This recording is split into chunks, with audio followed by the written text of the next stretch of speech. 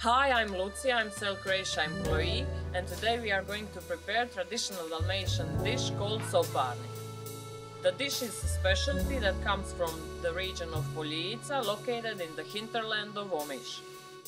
Whilst it was once served as a humble meal in the village, thanks to its basic ingredients, Swiss chard, onion, wheat flour, garlic, olive oil and salt, nowadays it's a popular dish that can be found all over Croatia and even abroad. Počinjemo raditi tijesto. Kad se zamisi, treba odstajati bar pola sata da bi se lakše razvalilo.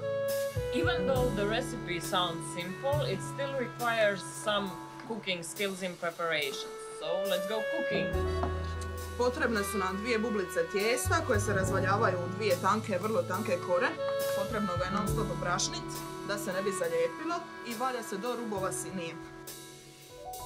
So, do you want to try?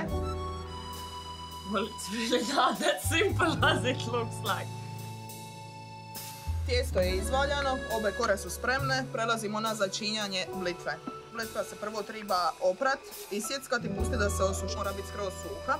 U nju dodajemo sol, promiješamo te suhe sastojke, sitno sjeckana kapula, ulje i sad je potrebno dobro raspodijeliti začin.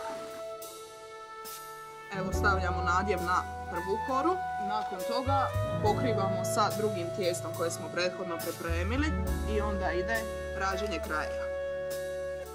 Brašni se da lakše sklizne sa sinije i soparnik je spreman za vatru. Vatra je gorila više od sat vremena. Treba ga raščistiti, posipamo ga žarom. Soparnik nam se napuhao, sad ćemo ga probiti i ovisi o užarenosti komina, peče se 10 do 15 minuta. When done, first thing you have to do is to remove ashes and hot coal we use to cover soparnik. That's usually done with a small broom. Be careful to still not get burned and be gentle as we don't want to cut our soparnik with a broom. Izgleda dobro. After that, we'll lift it back on the board, clean it a bit more and cover it with another board to flip it or even flip it in the air. The side that was facing comin doesn't require cleaning and it is the side which we are seasoning with the garlic and olive oil.